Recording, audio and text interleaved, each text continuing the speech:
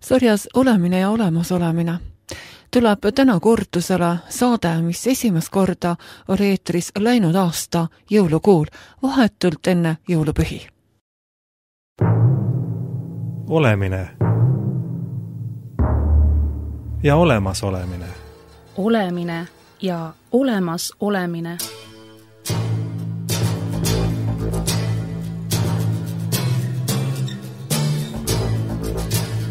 Olemine ja olemasolemine. Olemine ja olemasolemine.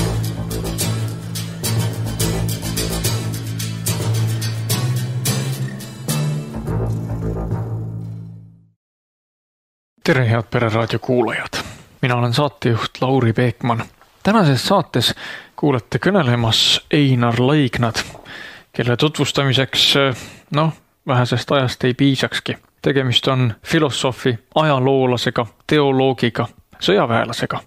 Tänases saateski kuulete suhteliselt erinevatest vaatenurkadest, erinevatest teemadest mõtteid. Juttu tuleb nii jõulust, riigikaitsest, vaimulikust mandumisest ning haritusest ja haridusest. Soovin teile tähelepanelikku kuulamist.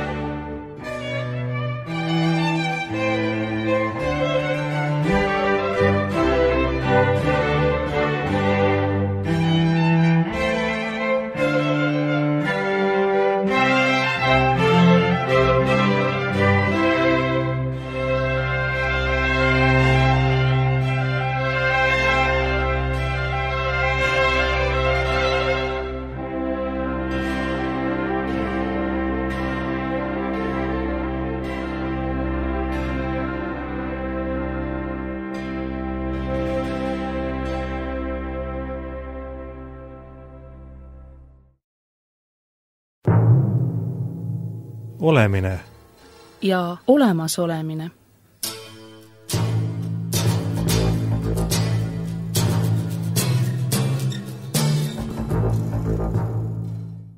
Minu nägemus ja mitte ainult minu nägemus, vaid on loomulik ja selge, et elu on tervik ja ta koosneb kõikide üksikelu-valdkondade summast ja neid väga püüda üksteisest lahutada ja eraldada või veel enam vastandada ei lähe või ei sobi selle tõttu, et nii nagu inimene elava organismina me ei käsitle käsi vastandina jalgadele, me ei käsitle pead vastandina kõhule, vaid me teame, et kogu inimorganism tervikuna, iga üksik osa täidab oma ülesannet terviku raamides ja selle terviku terviklikkus ehk eestikeelne tore sõna tervis, terviklik, tähendab seda, et kõik selle organismi, elava organismi üksikosad töötavad ja täidavad oma ülesandeid. ja sellepärast oleks väga sobilik see tervik püüda siduda niimoodi, et meie tähelepanu on ka sellel, mis siis jõulupühad tegelikult on. Sõna jõulud paraku ja kahjuks väga mitmetel põhjustel on kaotanud oma tõsise, sügava, universaalse sisu ja nagu iga teine asi, mis inimese kätte antakse, eriti suured asjad, siis inimesel on kalduvus neid suuri asju katsuda nudida väiksemaks oma mõõtu mööda, et ta sobiks inimese maailma ja et inimene tunneks ennast mitte väga pisiksena ja ebamugavana, siis see on ka üks põhjus, miks suuri asju inimese kätte andes toimub nende niisugune degradeerimisprotsess. Inimene kohandab suure asja oma mõõdule ja siis nagu tal säilib selle nähtuse, probleemi või mis tahes ilmingu üle mingi niisugune isiklik võim, et ikka mina olen peremees. Kui asi on liiga suur, siis inimene tunneb ennast liiga väikesena ja ilmselt inimesele ei meeldi see. Ehkki sellest väiksuse äratundmisest ju algab tegelikult inimese õige hoiak universumis. See on nii tarkuse hakatus, nagu vanas keeles seda öeldi. Mis need jõulud siis on? Enamusele inimestele paraku on järele jäänud sellest suur tükk sentimentaalsust, väikest niisugust ilutsemist, kindlasti kingitusi ja hästi söömist, mis kuuluvad ka asja juurde, kuid see ei ole keskne ega põhiline, milleks siis jõulud on olulised. Mis on juhtunud, mis on sündinud kunagi, alati vähemalt minul kui ajaloolise huviga inimesel on alati küsimus, aga mis juhtus kunagi? Mis pani aluse millegile ja kui ajaloos mingi nähtus nii võimsalt ja pikalt on toiminud, siis ta ei toimi niisama. Tal peab olema taga jõud, energia, mingi tõeline sõnum, mis puudutab inimese olemasolu, inimese olemist. Ja seega jõulud unustame ära praegu hetkeks, piparkoogid ja kõik selle niisuguse jõuluvanatamise ja selle tingeltangeli, mida siia juurde tehakse, mis ka võib siin juures olla, aga ta pole keskne, et jõulud on tegelikult kosmiline sündmus.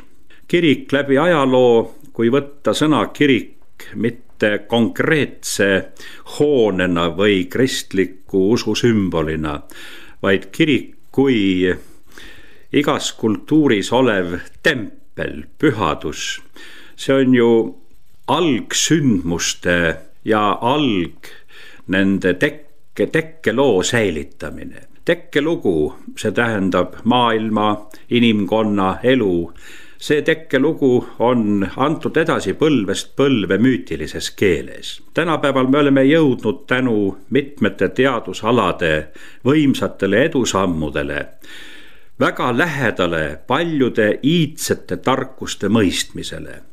On toimunud teaduslik demütologiseerimisprotsess, mis tähendab, me oleme õppinud müüte teaduslikult lahti seletama ja ehmatame järsku ära, millest nad räägivad. Nad räägivad sellest, et muinasaja inimesed olid väga teadlikud universumist, planeetidest, tähtedest, tähekogudest, galaktikatest. See, mida nemad teadsid sumerite aegadel päikesesüsteemist, sinna oleme me nüüd vaevu alles järele jõudnud ja saanud ka uuesti teada küll teiste meetoditega neid asju, kus teadsid muinasrahvad niisuguse täpsusega neid universumis olevaid mõõte, kaale, värve, asju kõiki, kust nad teadsid seda. Kust on see allikas? Ja ka piibli sõnumit läbib üks kummaline sõna, mis on küll eesti keelde alglugudest tõlgitud. Need on sumeri lood, mis on võetud piibli alglugudesse, need ei ole algupäraselt heebrea päritolu. Selle juudid kirjutasid Niinive raamatukogus Paabeli vangipõlve ajal omale sumeri kirjadest ilusti maha ja täie õigusega, sest see oli oluline asi. Ega nad ei pretendeerigi autorlusele. See on tänapäeva mõtteviis, et autor on tähtis, siis oli tähtis sõnum ise. Ja sõna Elohim, jumalad, mis me oleme tõlkinud ühe ainsusesse jumal, tegelikult jumal on Eli. Et kes on need salapärased anakimmid heebrea keeles, kellest esimese Moosese raamatu 6. peatükk ka räägib ja kes on üldse need salapärased olendid, kes ilmuvad ootamatult ja sama äkki kaovad inimese visuaalsest vaateväljast. Tänapäeval me nimetame neid interdimensionaalseteks olenditeks, kes on võimelised 4. dimensioonist tulema meie 3. ja siit jälle nii lipsti tagasi minema, ehk teisisõnu nähtamatust muutuma meie jaoks nähtavaks ja jälle tagasi. Et see jutt ei tunduks väga niisuguse kummalisena ja ei hakkaks inimesed ei tea mida mõtlema, siis nii distsiplineerivaks meeldetuletuseks ainult astrofüüsikute väga põhjendatud arvamus. Selle põhjenduse taga on ka kindlad teaduslikud arvutused, et kogu universumi mateeriast me oleme võimelised nägema ja meie nii-öelda vaatluse alla 3–7%. Üle 90 universumi mateeriast on meie jaoks pime mateeria. Ja kas me oleme nüüd nii ülbid ja julgeme väita, et see 3 või 7% ongi kõik?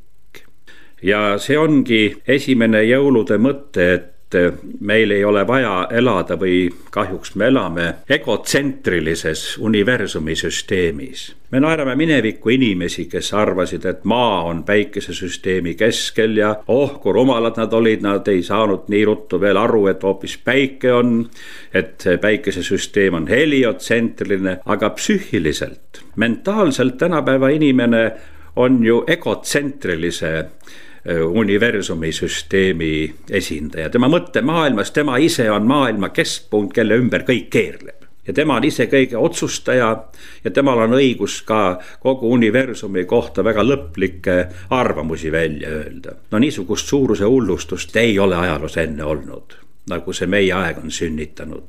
Egotsentrilise inimese. Nii ta siis hüplebki siin maa peal ja kujutab ette, et ta on ise jumalakene. Paraku ei ole. Jõulud on kosmiline sündmus ja kõik see ilus lugu, karjased väljal ja siis on äkki inglid seal. See on kahjuks saanud jõulupostkaardiks ja kuni inimene lapse meeles seda vasta võttis, töötas see asi. Tänapäeval ta ei tööta enam hästi, peab teadma, mis see on.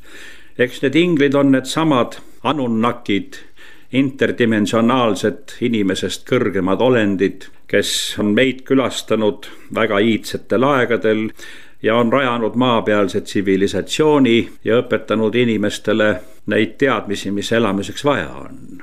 See ongi see kõige vanem pärimus, mida kirik hoiab. Meelde tuletus üks huvitav asi. Ida kiriku metropoliidi, patriarhi, piiskopi sau, valitsuskepp, mis selle otsas on? 2 väändunud madu on nii. Mis need 2 väändunud madu on? See on eluaine, DNH. Nii et kirik on selle kõige algsema elu rajamise pärimuse kandja läbi aegade. Kui piiskopi saua otsas on olnud 2000 aastat DNH mudel ja nüüd me ütleme, et need 2 väänduvat madu, need spiraali, et see on DNH spiraal.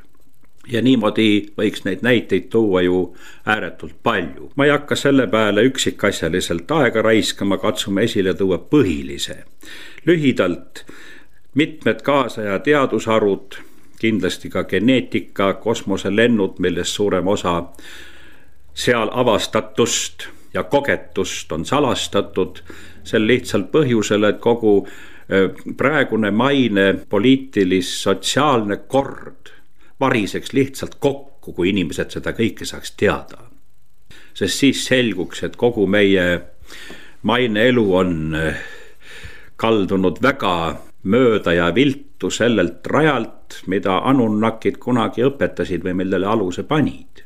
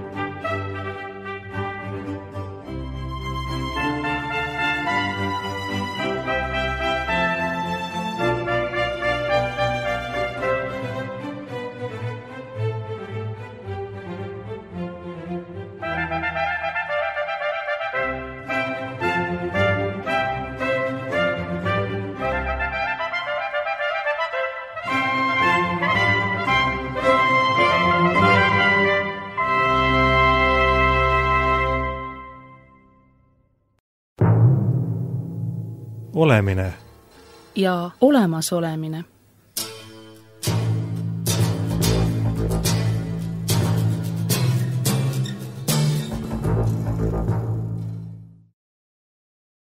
Milles siis jõulusündmuste kosmilisus täpselt väljendub?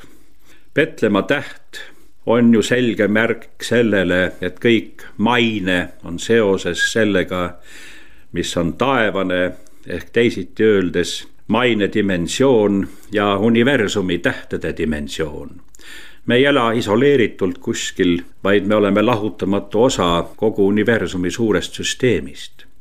Ja seepärast jõulusündmus on see, et inimkond vajas uut impulssi.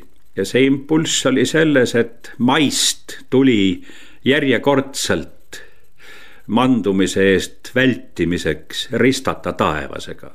Kasutame niisugust päris, ütleksime, hoopis mitte religioosset keelt. Ja see taevase ja maise jumalikku ja inimlikku uuesti liitmine, mille tulemusel sünnib inimene Kristus, kes aga teise poole päritolu järgi on mittemaine, on taevalik. Või ütleme siis universumi kodanik. Või kui kellelegi meeldib, siis jumalate või kõrgemast tsivilisatsioonist. Ükskõik, mis nime me kasutame, see ei ole veel sellepärast eksiõpetus.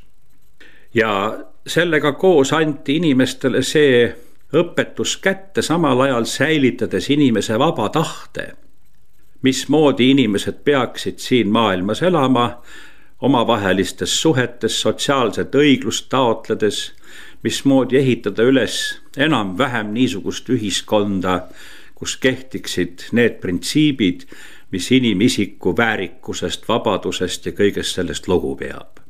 Need on nagu tuttavad sõnad. Nii et kirik on selle kõige vanema traditsiooni kandja läbi ajaloo sajandeid töötanud see süsteem, nimelt müütilise keele tasandil, mida inimene on lihtsa usu läbi vastu võtnud ja elus realiseerinud. Nüüd, mis puutub usufenomeeni endasse, inimene on homo religiosus, ta on usklik. Küsimus on ainult selles, mida ta usub. Ma olen teinud katseid ja inimesi nii-öelda tõmmanud libedale sellega, et ma meelitan neid kõigepealt rääkima, millest nad kõik usuvad ja siis ütlen, et te olete ju kõik usklikud. Üks uskus siin liberaalset turumajandust ja teine uskus demokraatiat ja aga on teil teaduslikke tõendusi selle kohta, et nad mõlemad on ainuõiged universumist määratud korrad, mille kõrvale midagi muud ei saa panna. Siis vaadatakse pika näoga otsa ja keegi pole mõeldudki selle peale, et tõepoolest teaduslikku tõestust ei ole. Sellistele asjadele saab olla ka pigem ajaloo praktika tõestus. Ja siis on küsimus, kui pikk praktika on nendega ja kas need, millesse te usute, tagavad jätkusuutlikkuse, tagavad püsimise, tagavad säilimise, tagavad allesjäämise ja kas nad tagavad ühiskonnas need inimeste vahelised suhted, et inimene oleks inimesele, nagu väga kenasti öeldi nõukogude ajal, sõber, seltsimees ja vend, mis on väga õige ja väga ilus. Ja mitte konkurent ega vaenlane ega võimalik röövel või varas, kuhu me ilusti oleme jõudnud juba selle egotsentrilise maailma ja inimese käsitlusega. Küsimus meie oma kultuuritraditsioonist. Ja meie oma kultuuritraditsioon on paraku 800 aastat siiski Euroopa oma kristlik ja üks Eesti rahvale omane või millest on tulnud see eestlasel ühelt poolt niivõrd kõrge tase. Me peaks ju olema teiselt poolt hoopis õnnelikud, et 13. sajandi Kesk-Euroopa, mis oli tipp, tuli otse siia. Ja see sama ajalooline taust on andnud meile tänase päevani selle võime, et kui me nüüd nii Euroopasse tagasi läheme, ma pean silmas ikkagi neid eestlasi, kellel on mingi teadmine oma kultuuritraditsioonist, aga ka muidu, siis see meie inimtüüp oma kultuuri mentaalsuselt ja arusaamadelt. Me ei ole mingisugune, kuidas öelda, alaarenenud tüüp. Pigem vastupidi, kogu see 800 aastat saksa kultuuri on paraku meist ikkagi ajaloos niisugused salasakslased teinud ja keskeurooplased. Muidugi mitte kõiki, sest iga rahvas koosneb eliidist ja siis suurest massist, kes ei ole eliit. Nii, läheme selle teemaga edasi pisut. Kes siis kannab kultuuri? Olla haritud oma kultuuris tähendab teda tunda ja teada, mis sajandeid on olnud ja järelikult saab jätkuda eksistents ainult toetudes sellele, mis on olnud. Kultuur rahvast iseloomustabki see, et tal on kultuur, aga kultuur polegi midagi muud kui minevik, mis on püha ja mis koosneb traditsioonidest, tavadest, kõigest sellest, mis kogu nii-öelda läbilõikes kultuurifenomeni moodustavad. Kultuur ei ole see, et me õpetame, ühe kuuga võib ära õpetada kellele tahes kogu meie selle tsivilisatsiooni tehnilise külje. Tuua siia, õpetada talle olmetehnikat, autoga juhtimist minu pärast. Ma olen lennanud ja koos helikopteri piloodiga ja see, mis ta mulle 2 tunni jooksul seletas, mul oli selge, et anna see rool siia. Et mul tunnetus on ja kõik, et see on tegelikult imelihtne see asi, seal on midagi rasket. Uskumatult lihtne iseenesest. Muidugi see nõuab kogemust ja harjumist ja seljatunnet ja nagu iga teine asi. Aga lühidalt, tsivilisatsiooni saavutused on kiirelt omandatavad, aga kultuur mitte. Kultuur on sajandite, kui mitte tuhandete aastate töö. See peab minema kondiüdisse, verre, mentaalsusesse. See on midagi, mis antakse juba edasi pärilikult ja mis moodustab tegelikult inimese olemuse sügavuti. Seda ei saa niimoodi omandada. Selles on see erinevus. Ja olla haritud oma kultuurist tähendabki teada seda, kus on tulnud, mis see on. Ja sinna juurde kindlasti kuulub esivanemate austus, mitte iga hinna eest nagu pööblil on soov unustada viimnegi raas ära, mis sa oma minevikust tead. Ja nii tormata nagu tüüpiline mittekultuuri omav inimene läheb ahmima mingeid väliseid asju. See on ka üks põhjus, miks kõikide rahvaste pööbel jookseb Ameerika massikultuuri järele. See on kõige odavam viis mingisugust head enesetunnet saavutada. Põhiline on kindlasti see, ei ole vist ühtegi Ameerika filmi, kus autodega ei kihutata. See on niivõrd elementaarne. Kui on komöödia, siis kukutakse kindlasti nägupidi tordi sisse ja see on niivõrd primitiivne kõik. Aga jätame selle sinna paika, räägime olulisematest asjadest. See tähendab siis tunda meie kultuuri, ajaloo, kunsti, muusikat. Muusika suur form on ju missa. Bach, Händel, Mozart, kes tahes, eks ole, ei hakka siin üles lugema ja inimene teab seda, et oma kultuuri traditsiooni tundmine ja kui inimesel on oma kultuur, kui tal on oma isamaa, kui ta on selle riigi kodanik, kui talle on pühad esivanemate kannatused ja igatsused, kui talle on oluline see veri ja igi, mida põlvest põlve meie esivanemad on selle nimel valanud, et elu püsiks meie kultuuris. Ei ole ju mõtet säilida kellegi teisena, sest et see kultuuritraditsioon ongi see, mis säilitab füüsiliselt inimest. Võtke ära talt ta kultuuritraditsioon, sellega kaasnev eetika ja rahvad kaovad.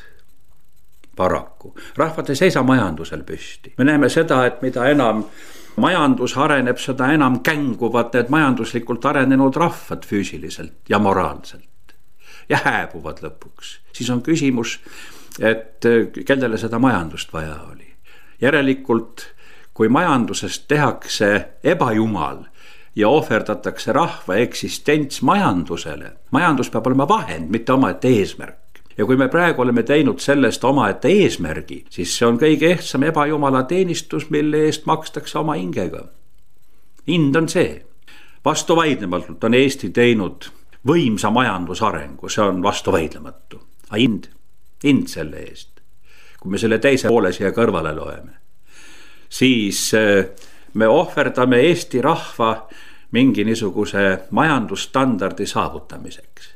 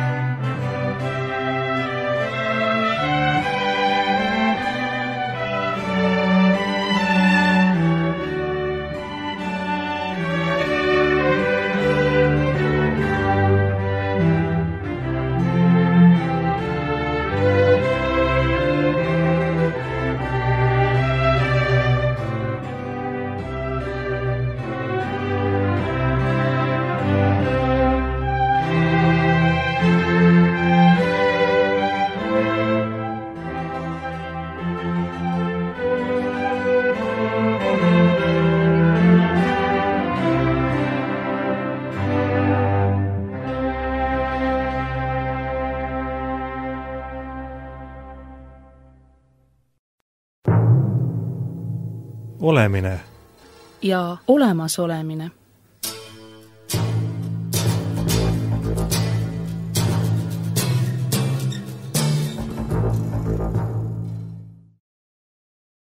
Tõsistest asjadest rääkigu professionaalid. Riigikaitse küsimus ei ole selline küsimus, kus muudkui esitatakse oma arvamusi. Mida maksaksid minu arvamused erialast, mida ma ei tunne? Minu arvamus kirurgiast. On seda tarvis kellegil? Mis maksab, mis väärtus sellel on? Iga kingsep jääb oma liistude juurde, eks. Et religiooni asjadest rääkigu teoloogid ja mitte igaüks. Ja riigikaitse asjadest rääkigu professionaalid. See tähendab kaitsejõudude peastaabi vastavad ohvitserid ja ka mitte kõik. Aga nüüd tahetakse teha riigikaitse küsimusest, kus mingid saated on ja tulevad inimesed kokku ja kõigil on suured arvamused. Enamasti väga noored inimesed, kellel ei saa olla veel mitte mingisugust küpsust küsimuste üle arutlemisel. See on niivõrd ebaprofessionaalne. Kuidas nii tõsiseid küsimusi nagu riiklik eksistents saab lahendada arvamuste tasandil inimeste poolt, kes ei ole professionaalid. Need on selleks liiga tõsised küsimused. Kui vaatame veel ajaloo plaanis, Eestis on kirik olnud vähemalt 800 aastat, aga kui Taani arhiivist leitud dokumentidele toetuda, siis Põhja-Eestis on 10. sajandil olnud kirikud, nii et me saame rääkida ligi 1000-aastasest traditsioonist. Ütleme sellest 800 on olnud kirik institutsioonina ühiskonnas selle moraalmentaalse selgroo hoidja, tänu kellele on tagatud rahva jätkusuutlikkus ja püsimine põlvest põlve, sest neid väärtusi hoiti üleval sotsiaalses ühiskonnas, mis korraldasid inimestevahelised suhted, perekonna ja kõige põhilisema, see on põlvest põlve inimeste jätkumise. Et oleks lihtsalt lapsi, kes saaksid vastava kasvatuse ja omakorda saaksid lapsi ja kasvataksid neid. Nende teadmistega, mis on inimkonna ajalooline kogemus elu säilitamiseks. Siin ei leiuta midagi uut. Ja nüüd selle kõrval riiki kui sellist on eestlastel olnud ainult 85 aastat. See on 10 korda vähem. Järelikult kirik ei vaja oma eksistentsiks ega rahvas riiki, aga riik ilma rahvata ei ole mõeldav ja riik vajaks ise kirikut, kui ta sellest aru saaks. Konstantinus Suur, Karl Suur olid suured targad valitsejad, kes said aru, et kui nad tahavad impeeriumi üles ehitada ja et impeerium püsib, siis peavad sellel olema kindlad alused. Püsivad alused, need alused, mis on muutumatud väärtused läbi aegade. Mõlemad klammerdusid kiriku külge ja kirikuga ehitasid üles impeeriumi ehk teisi sõnu rahvaste elu korraldamise ja jätkusuutlikkuse. Kui tänapäeva Euroopa tahab ennast teadlikult sellest lahutada, siis ma ütlen, tal ei ole tulevikku ja niisugune majandus moodustab ennast kultuuri ja rahvuste füüsilise säilimise järjepidevuse mõttes ühe suure surnuaia ja muu mitte midagi. Seda ma täie rahu ja kindlusega võin väita. Ja seda ei peagi enam hakkama tulevikus tõestama, protsess toimub juba. Ta juba toimub. Terves Euroopas on ju katastroofiline perekonna lagunemine koos sündimuse vähenemisega. See on üldteada faktid. Muidugi vapper Eesti on nagu ikka nõukogude ajalgi ikka kõige ees ja kõige kangem ikka, siis meie oleme igas halvas asjas kohe ikka esimesed. Tuleb vägisi meelde nõukogude aegne Eesti NSV hümni viimane salm. Kas teie teate seda? Ei tea või? Sa liidu rahvaste ja riike seas, sa Eesti sammu esimeste kindlas reas. Nii et ikka meil on see püüdlikkus sees olla hästi tubli, saada hästi kiita ja näidata, kui paid poisid me oleme. Nii. Kui teie joote ennast surnuks poolenisti, siis meie täielikult. Me oleme nii kõvad poisid. Me ikka pingutame üle. Eestlane pingutab heas ka üle. Nii et kui see omadus teenib head, siis me oleme supermehed kõik. Eesti on imetlusväärne maa selle poole pealt. Ja ma kunagi ei üldista, ma oskan väga hästi näha meie rahvas peituvaid võrratuid omadusi, mis ainult kui saaks hea teenistusse rakendada. Aga teisalt muidugi on veel väga palju neid, kellel puudub see oma eneseväärikus, mis tuleneb oma kultuuri juurde kuulumisest. Paraku nende inimeste hulk on alati ühiskonnas suurem kui eliidi hulk. Ja nemad on siis need massikultuuri järele jooksjad, moodide järele jooksjad. Ja kui on masside ajastu, siis mis domineerib televiisoris? Kas televiisoris on tarku saateid filosoofiast? Kas seal on õhtul tund aega arutlus, kus vanad targad mehed tulevad kokku ja arutavad maailma asju? Ei ole. Kui üldse midagi arutletakse, siis kutsutakse arutlema keda? Alaealisi. Mida neil on arutleda? Nad pole jõudnud elada veel. Neil ei ole kogemust, neil ei ole haridust. Nad pole jõudnud veel lihtsalt. Alla 30 üldse midagi rääkida veel. Alles hakkad silmi lahti tegema.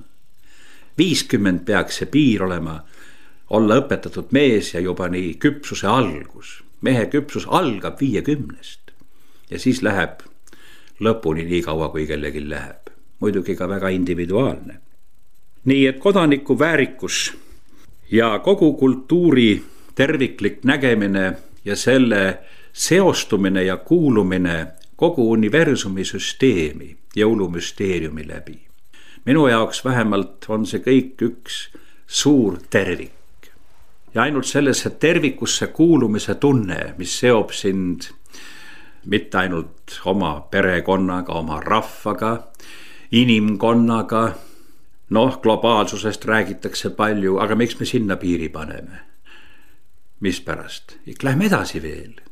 väikese süsteemiga, aga miks me sinna piiri paneme, lähme edasi veel, galaktikaga, aga veel edasi, kogu universumiga, aga miks me sinna piiri paneme, lähme veel edasi, Jumalaga, lõpmatusega, absoluudiga. Ja siin on kummaline, et ikka kehtib see imenaiivne kemplemine selle üle, ühed väidavad, et Jumal on olemas ja teised siis ikka, et ei ole olemas. Jumala kohta ei saa üldse rääkida eksistentsi vormides, olemasolu vormides. See, mis on olemas, ei ole Jumal. Maailm on olemas, aga Jumal ei ole olemiskategooria. Elementaarsed filosoofilised kategooriad pole inimestel selged. Jumal antropofiseeritakse ja siis vaieldakse selle üle, kas tal on vilttuhvleid ja habe või ei ole vilttuhvleid ja habe. No kuulge, kui kaua niisugune naiviteet kestab, see on primitiivne. Kas ükskord ei mõisteta, mis Jumala mõiste tegelikult tähendab, mida absoluut tegelikult tähendab. Ja kui meie teadvuses on absoluudi kategooria, siis kuhu me ta jätame oma igapäevases elus? Me elame universumis ja kui me juba tunneme absoluuti, siis peab ka sellega arvestama. Ja absoluudi tundmine annabki inimesele kui kaduvale ja ajalises dimensioonis olevale antud hetkel selles dimensioonis selle suure mõõdu tunde, millest see tarkus algab, et meie ei ole maailma keskpunkt. Samal ajal nende väärtuste hoidmine maises dimensioonis, mis on rahvuskultuur, meie oma riik, seab meie ette väga lihtsaid, selgeid ja konkreetseid ülesandeid vaat selles piiratud aegruumis siin. Ja kui meie olemasolu ja eksistents sõltub universumi dimensioonidest, lõpmatuse dimensioonidest, siis meie kui inimeste elukvaliteet sõltub kuulumisest oma taoliste hulka sotsiaalse olendina. Me peame elama ja saame hästi elada ainult oma kultuuritraditioonis, oma mentaalsustüübis. See ei vastandu kellegile, vaid lihtsalt sellest tuntakse ennast hästi ja see on ka see alus, millest lähtuvalt suhtleme teiste kultuuridega. Austamata iseennast ja oma kultuuri ei saa me austada teisi ja teiste kultuure, millest me lähtume austuses ja väärikustundes, kui mitte sellest. Ja seetõttu, kui läbi ajaloo on kirik tähendanud lisaks sellele, et ta esindab igavesi väärtusi maises ja kaduvas, on ta konkreetses inimühiskonnas olnud alati militsia Kristi, Kristuse sõjavägi.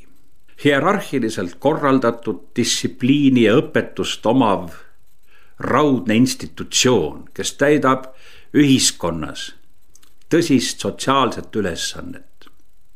Ühiskondliku elu, suhete süsteemi korraldamine, universumi seaduste kehtestamine, kosmoseseadused mikrokosmoses, inimühiskonnas. Ja seetõttu relvastatud sõjaväe ülesanne on olnud läbi aegade kristlikus kultuuris kaitsta neid pühi väärtusi otsese hävitamise ja lõhkumise ohu eest, sest nendega koos hävitatakse elu aluseid iseendid. Ja seepärast ei ole mingisugust vastuolu armee teenistuse, kaitseväes olemise ja kirikus olemise vahel. Üks normaalne terve riik toetub 2 sambale. See on armee ja kirik, vaimsus ja relvad. Relvad ei tähenda agressiooni, aga kui me elame niisugustes realiteetides, siis on nad vajalikud nende jõudude vasta, mis elu ja moraalseid väärtusi tahavad hävitada. Ja seepärast relvastatud jõud ei ole mitte, et kaitseväelasele antakse relv kätte, nüüd sa oled malakaga ja nüüd nagu sul meeldib seda kasutada. Ei ole, vaid see on antud kindla eesmärgiga ja ainult kindlateks asjadeks, mida põhiseadus sätestab. See on riigikaitse, rahvuse kaitse, põhiseaduslike väärtuste kaitse. Ja seetõttu peab selles maises dimensioonis nende väärtuste kaitsel seisma nende jõudude vastu, kes neid väärtusi hävitades hävitavad elu ennast. Mu arvates see on niivõrd lihtne ja selge, et siin ei olegi midagi nii imestada.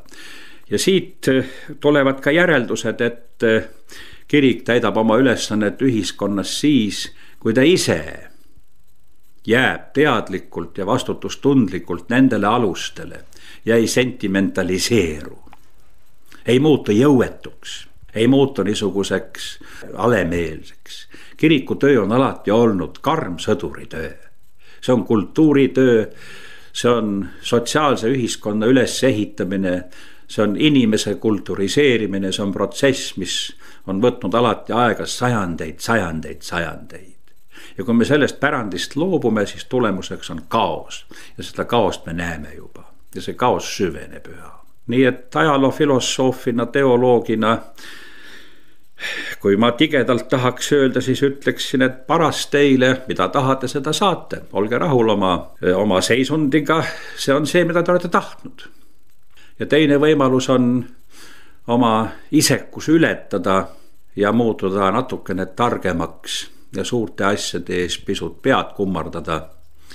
Selles on inimese tõeline suurus, oma väiksust ära näha ja osata suurete kummardada. Ja sellest tuleb ka kodaniku väärikus. Meil on oma kultuuritraditsioon, meil on oma pühaduse mõiste. Häbi on vaadata, kuidas mingi ameerikalik jõuluvanatamise palagan televiisoris näidati mingisugust labast palagani. No see on jõulumõtte niisugune labastamine, nagu üldse võib olla. Kommertsialiseerimine. Seal on see häving. Kui marksism, kommunism teoreetiliselt on kristlik hereesia, see tähendab taevariigi teha tahtmine maa peal vägivaldsete vahenditega. Sellest tuleb midagi välja. Sellest tuleb välja ainult uus suurem vägivald kui veel enne, sest unustati ära nende ilusate ideede kõrval üks asi, kiriku õpetus inimese päris patust ehk tema korrumpeerumisest. Kuidas saab korrumpeerunud olendiga ehitada ideaalset ühiskonda. Seega on ükskõik, kuidas ühiskond ennast nimetab. Kommunistlik, sotsialistlik, ükskõik mis, demokraatlik või mida tahes.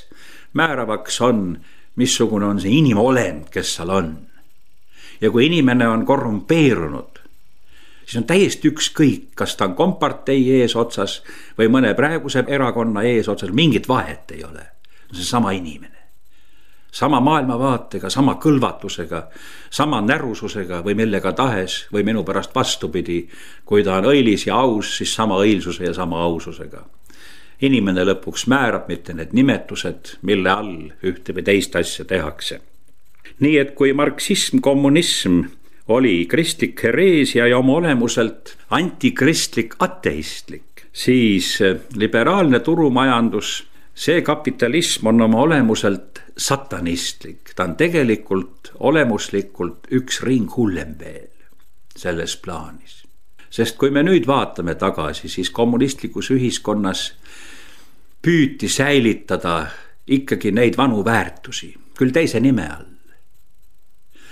Aga nüüd see rahakultus on ju kõige ehtsam mammona kultus. Mammonas on heebrea keeles ebajumal, see on see kuldvasika kultus. Kõige häbitumal, avalikumal ja jõhkramal kujul. Ja kuhu see viib, seda ajaloo traditsioon on õpetanud, kuhu see viib. Ega siis midagi, jõudu teile selles. Igaüks valib oma, jedem das sein, igaühel oma. Igaüks see, mida ta õigeks peab, mida ta valinud on. Selles on valikuvabadus. Aga kui valikuvabadusest veel lõpuks rääkida, siis mida saab valida inimene? Ta saab valida seda, mida ta näeb ja mida ta teab. Kas me saame valida midagi, mida me ei tea, mida me ei näe, mille olemasolust meil pole aimu, ei saa valida. Ja nüüd, kui on Eesti ühiskonnas vallandunud jälle suur hüsteeria ja paanika ja hirm selle jubeduse ees, mille nimi on äkki ometi saada natukene haridust ja hakata mõistma ajalugu, see lament, mis praegu käib religiooniõpetuse või usuõpetuse üle ja mille ees, nagu näha, paljud tunnevad meeletut hirmu, see hirm ise juba on väga sümptomaatiline, eks. Siis kas ateistlik ajupesu on lubatud? On.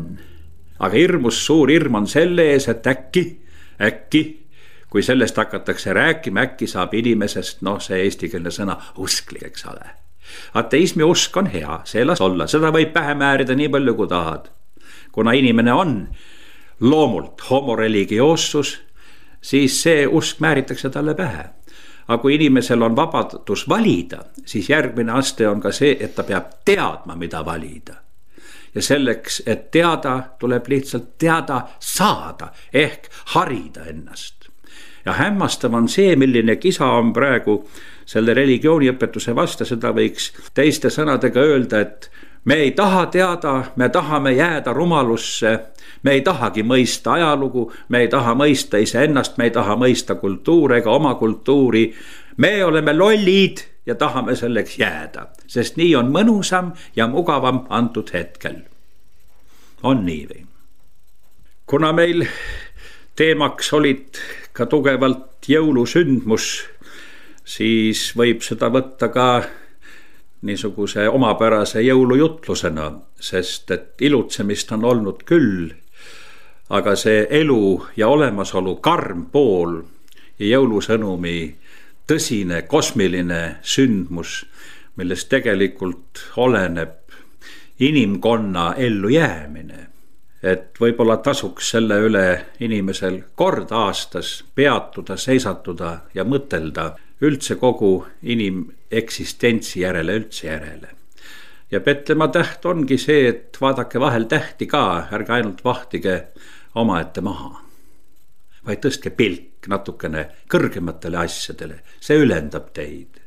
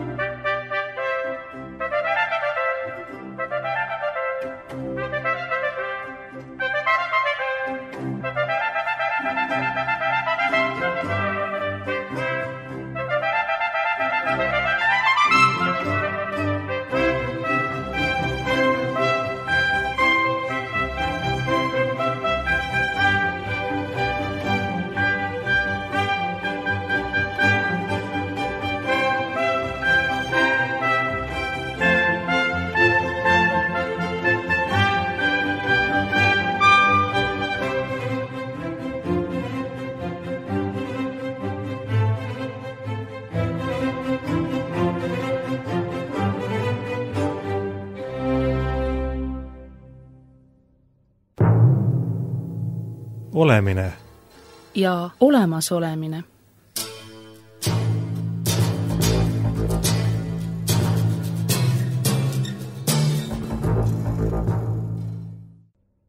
Selline saigi tänane saade. Täna kuulasite siis kõnelemas Reinar Laignad. Mina olen saatejuht Lauri Peekman. Soovime teile tõsist järelemõtlemise aega. Kõike paremat ja taaskuulmiseni. olemine ja olemasolemine. Olemine ja olemasolemine.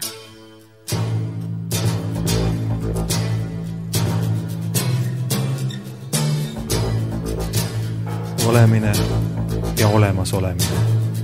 Olemine ja olemasolemine.